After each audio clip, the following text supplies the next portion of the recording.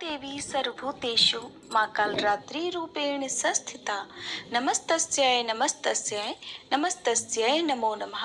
आप सभी पर माँ कालरात्रि की कृपा सदा बनी रहे। माँ कालरात्रि आप सभी की मनोकामनाएं पूर्ण करे। आज नवरात्रि के 7वें दिन माँ भगवती के कालरात्रि रूप की पूजा का विधान है और माँ कालरात्रि का ये रूप अत्यंत ही भयानक है और अपने भक्तों की रक्षा करने के लिए माँ कालरात्रि सदैव तत्पर रहती हैं, इसलिए इन्हें शुभांकरी भी कहा जाता है। प्रिय श्रोताओं, अब आप सुनेंगे माँ कालरात्रि की संपूर्ण कथा, साथ ही सुनेंगे महिषासुर मर्दिनी स्तोत्र का हिंदी अनुवाद। जो भी भक्त नवरात्रि के पूरे 9 दिन तक सच्चे मन से लगातार महिषासुर मर्दिनी स्तोत्र का पाठ करता है अथवा सुनता है और दूसरों को सुनाता है, माँ भगवती की कृपा से उनकी सारी मनोकामनाएं पूर्ण हो जाती हैं। माँ कालरात्रि की 4 भुजाएं हैं। ऊपर की दाहिनी भुजा से माँ भक्तों को वर प्रदान करती हैं, निचली दाईं भुजा से अभय देती हैं, जबकि बाईं भुजाओं में माँ खड्ग और कटीला मूसल धारण करती हैं। माँ कालरात्रि के केश खुले हुए हैं और गले में बिजली की माला शोभा पा रही है। ऐसा लगता है मानो बिजली चमक रही हो। क्रोध में माँ की नासिका से अग्नि की ज्वालाएं निकलती रहती हैं। माँ कालरात्रि गर्दभ यानी गधे की सवारी करती हैं। माँ कालरात्रि के इस भयंकर स्वरूप को देखकर असुर और नकारात्मक शक्तियां भयभीत रहती हैं, लेकिन माता कालरात्रि अपने भक्तों पर परम अनुकंपा दर्शाने वाली हैं। भक्तों के लिए सुलभ और ममतामयी होने के कारण माता को शुभंकरी भी कहा जाता है।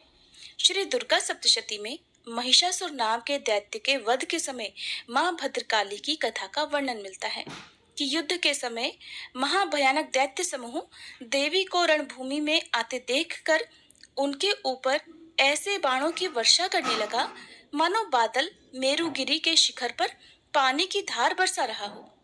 तब देवी ने अपने बाणों से उस बाण समूह को अनायास ही काटकर उसके घोड़े और सारथियों को भी मार डाला। साथ ही उसके धनुष और अत्यंत ऊंची ध्वजा को भी तुरंत काट गिराया।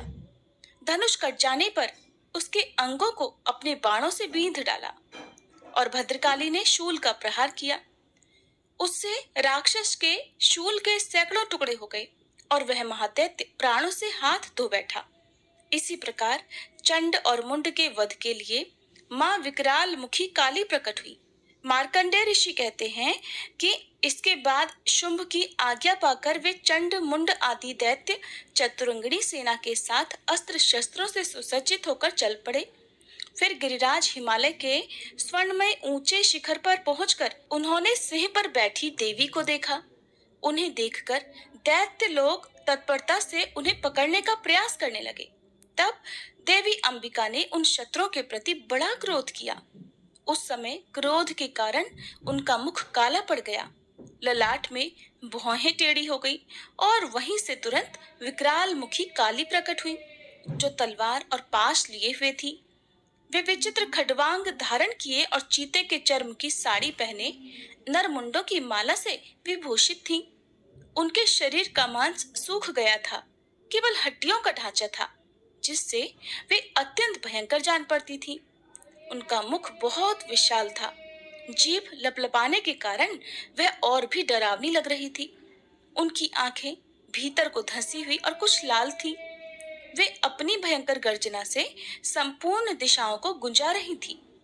बड़े बड़े दैत्यों का वध करती हुई वे कालिका देवी बड़ी तेजी से दैत्यों की उस सेना पर टूट पड़ी और उन सबको खाने लगी। तीनों लोकों में राक्षस शुंभ निशुंभ और रक्तबीज दैत्य ने हाहाकार मचा रखा था। सभी देवतागण चिंतित थे। सभी देवी देवता मिलकर भगवान शिव के पास गए और रक्षा की प्रार्थना की। तब महादेव ने माँ पार्वती से असुरों का संहार कर अपने भक्तों की रक्षा करने के लिए कहा। इसके बाद माता पार्वती ने दुर्गा जी का रूप धारण किया और शुंभ निशुंभ का वध कर दिया। अब देवी के सामने असली चुनौती राक्षस रक्तबीज ने पेश की। जैसे ही माँ दुर्गा रक्तबीज को मारती और उसके खून की बूंदें धरती पर गिरती, वैसे ही उसके ही जैसे लाखों रक्तबीज पैदा हो जाते, जिससे माता क्रोधित हो गई। उनका वर्ण श्यामल हो गया और इसी स्वरूप से माँ कालरात्रि का प्रकट हुआ। दैत्य रक्तबीज एक ऐसा दानव था जिसे ये वरदान मिला हुआ था कि जब जब उसके रक्त की एक बूंद भी धरती पर गिरेगी, तब हर बूंद से एक नया रक्तबीज जन्म ले लेगा, जो कि रूप और शक्ति में उसी के समान होगा। ऐसे में माँ कालरात्रि ने रक्त बीज की गर्दन काटकर उसे खप्पर में रख लिया, ताकि रक्त की बूंदें नीचे ना गिरे, और उसका सारा खून पी गई। और इस प्रकार देवी ने रक्त बीज की एक भी रक्त की बूंद धरती पर नहीं गिरने दी। रक्त बीज दैत्य के रक्त से उत्पन्न हुए जितने भी रक्त बीज थे, वे सब माँ की जिह्वा पर उत्पन्न होते गए और माँ उन सब को भक्षण करती गई। इस प्रकार रक्त बीज दैत्य शक्तिहीन हो गया और फिर माँ काली ने रक्त बीज का वध कर दिया। इस प्रकार माँ काली सदैव अपने भक्तों की रक्षा के लिए तत्पर रहती हैं। प्रेम से बोलिए माँ कालरात्रि की जय। अब सुनिए महिषासुर मर्दिनी स्तोत्र का हिंदी अनुवाद। हे हिमालय राज की पुत्री, हे गिरिजा देवी, विश्व को आनंदित करने वाली देवी, नंदी गणों द्वारा पूजित, गिरिश्रेष्ठ विंध्याचल के शिखर पर निवास करने वाली देवी, अपनी लीला से भगवान श्री विष्णु को प्रसन्न करने वाली, इंद्रदेव के द्वारा नमस्कृत, भगवान नीलकंठ की पत्नी, विश्व में विशाल कुटुंब वाली और विश्व को संपन्नता देने वाली, हे महिषासुर का मर्दन करने वाली भगवती, अपने बालों की लता से आकर्षित करने वाली पर्वत की पुत्री, आपकी जय हो, जय हो, जय हो। देवों को वरदान देने वाली, दुर्धर और दुर्मुख असुरों को मारने वाली और स्वयं में ही हर्षित रहने वाली, तीनों लोकों का पोषण करने वाली, शंकर जी को संतुष्ट करने वाली, पापों को हरने वाली और घोर गर्जना करने वाली, दानवों पर क्रोध करने वाली, अहंकारियों के घमंड को सुखा देने वाली, समुद्र की पुत्री, हे महिषासुर का मर्दन करने वाली, अपने बालों की लता से आकर्षित करने वाली पर्वत की पुत्री, आपकी जय हो, जय हो, जय हो।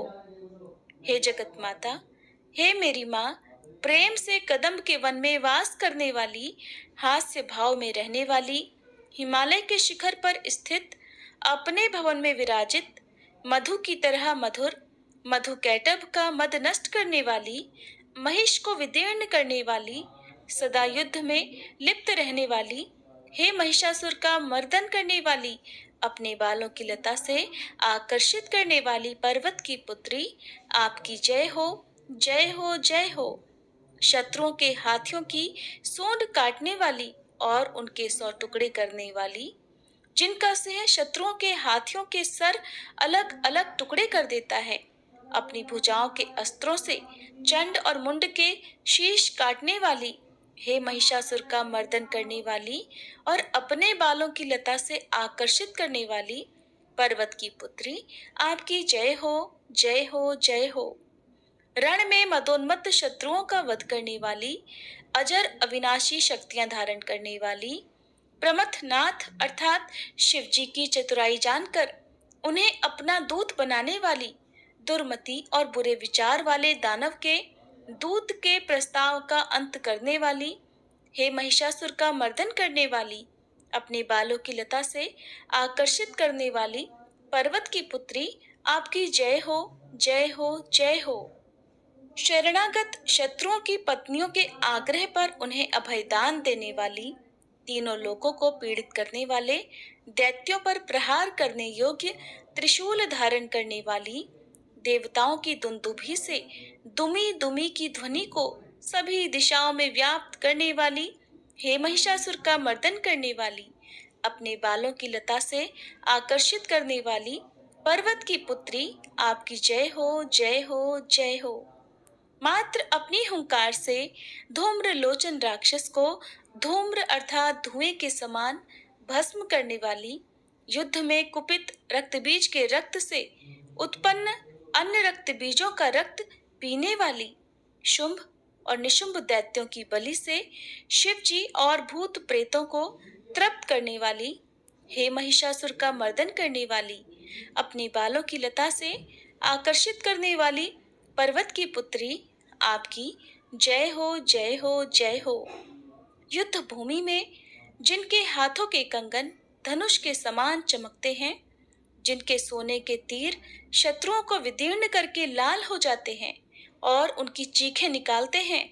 चारों प्रकार की सेनाओं, हाथी, घोड़ा, पैदल, रथ का संहार करने वाली, अनेक प्रकार की ध्वनि करने वाले, बटुकों को उत्पन्न करने वाली, हे महिषासुर का मर्दन करने वाली, अपने बालों की लता से आकर्षित करने वाली, पर्वत की पुत्री, आपकी जय हो, जय हो, जय हो।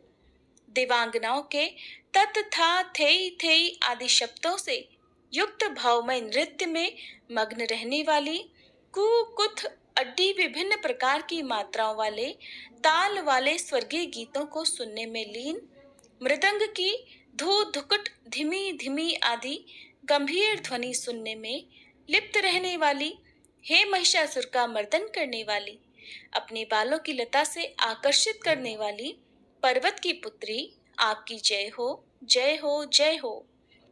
जय जयकार करने और स्तुति करने वाले, समस्त विश्व के द्वारा नमस्कृत, अपने नुपुर के झंझन और झिमझिम शब्दों से भूतपति महादेव को मोहित करने वाली, नटी नटों के नायक अर्धनारीश्वर के नृत्य से सुशोभित नाट्य में तल्लीन रहने वाली, हे महिषासुर का मर्दन करने वाली, अपने बालों की लता से आकर्षित करने वाली, पर्वत की पुत्री, आपकी जय हो, जय हो, जय हो।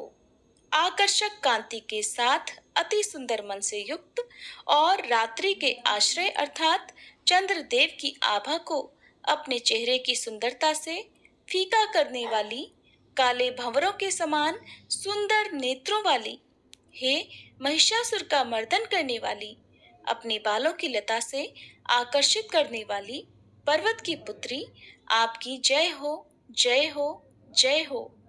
महायोद्धाओं से युद्ध में चमेली के पुष्पों की तरह कोमल स्त्रियों के साथ रहने वाली तथा चमेली की लताओं की तरह कोमल भील स्त्रियों से जो झिंगुरों के झुंड की तरह घिरी हुई हैं, चेहरे पर उल्लास से उत्पन्न उषा काल के सूर्य और खिले हुए लाल पुष्प के समान मुस्कान वाली, हे महिषासुर का मर्दन करने वाली, अपने बालों की लता से आकर्षित करने वाली, पर्वत की पुत्री, आपकी जय हो, जय हो, जय हो। जिसके कानों से लगातार मद बहता रहता है, उस हाथी के समान उत्तेजित, हे गजेश्वरी, तीनों लोकों के आभूषण, रूप, सौंदर्य, शक्ति और कलाओं से सुशोभित, हे राजपुत्री, सुंदर मुस्कान वाली स्त्रियों को पाने के लिए मन में मोह उत्पन्न करने वाली, मनमथ की पुत्री के समान, हे महिषासुर का मर्दन करने वाली, अपने बालों की लता से आकर्षित करने वाली, पर्वत की पुत्री, आपकी जय हो, जय हो, जय हो। जिनका कमलदल के समान कोमल, स्वच्छ और कांति से युक्त मस्तक है, हंसों के समान जिनकी चाल है, जिनसे सभी कलाओं का उद्भव हुआ है, जिनके बालों में भंवरों से घिरे कुमुदनी के पुष्प और बकुल पुष्प सुशोभित हैं, उन महिषासुर का मर्दन करने वाली, अपने बालों की लता से आकर्षित करने वाली, पर्वत की पुत्री, जय हो, जय हो, जय हो। जिनके हाथों की मुरली से बहने वाली ध्वनि से कोयल की आवाज भी लज्जित हो जाती है, जो खिले हुए फूलों से रंगीन पर्वतों से विचरती हुई बुलंद जनजाति की स्त्रियों के साथ मनोहर गीत गाती हैं, जो सद्गुणों से संपन्न शबरी जाति की स्त्रियों के साथ खेलती हैं, उन महिषासुर का मर्दन करने वाली, अपने बालों की लता से आकर्षित करने वाली, पर्वत की पुत्री, आपकी जय हो, जय हो, जय हो। जिनकी चमक से चंद्रमा की रोशनी फीकी पड़ जाए, ऐसे सुंदर रेशम के वस्त्रों से जिनकी कमर सुशोभित है, देवताओं और असुरों के सर झुकने पर उनके मुकुट की मणियों से जिनके पैरों के नाखून चंद्रमा की तरह दमकते हैं, और जैसे सोने के पर्वतों पर विजय पाकर कोई हाथी मदोन्मत्त हो जाता है, वैसे ही देवी के उरोज कलश की तरह प्रतीत होते हैं। ऐसी हे महिषासुर का मर्दन करने वाली, अपने बालों की लता से आकर्षित करने वाली, पर्वत की पुत्री, आपकी जय हो, जय हो, जय हो। सहस्त्रों दैत्यों के सहस्त्रों हाथों से सहस्त्रों युद्ध जीतने वाली और सहस्त्रों हाथों से पूजित सुर तारक उत्पन्न करने वाली, उसका तारकासुर के साथ युद्ध कराने वाली, राजा सुरथ और समाधि नामक वैश्य की भक्ति से समान रूप से संतुष्ट होने वाली, हे महिषासुर का मर्दन करने वाली, बालों की लता से आकर्षित करने वाली पर्वत की पुत्री, आपकी जय हो, जय हो, जय हो। जो भी आपके दयामय पद कमलों की सेवा करता है, हे कमले, वह व्यक्ति कमल निवास कैसे न बने। हे शिवे, आपके पद कमल ही परम पद हैं, उनका ध्यान करने पर भी परम पद मैं कैसे नहीं पाऊंगा। हे महिषासुर का मर्दन करने वाली, बालों की लता से आकर्षित करने वाली पर्वत की पुत्री, आपकी जय हो, जय हो, जय हो। सोने के समान चमकते हुए नदी के जल से जो आपके रंग भवन में छिड़काव करेगा, वो इंद्राणी के वक्ष से आलिंगित होने वाले इंद्र के समान सुखानुभूति को क्यों नहीं पाएगा। हे वाणी, हे महासरस्वते, आप में मांगल्य का निवास है, मैं आपके चरणों की शरण लेता हूँ। हे महिषासुर का मर्दन करने वाली, बालों की लता से आकर्षित करने वाली पर्वत की पुत्री, आपकी जय हो, जय हो, जय हो। आपका निर्मल चंद्र समान मुख चंद्रमा का निवास है, जो सभी अशुद्धियों को दूर कर देता है। नहीं तो क्यों मेरा मन इंद्रपुरी की सुंदर स्त्रियों से विमुख हो गया है। मेरे मत के अनुसार आपकी कृपा के बिना शिव नाम के धन की प्राप्ति कैसे संभव हो सकती है।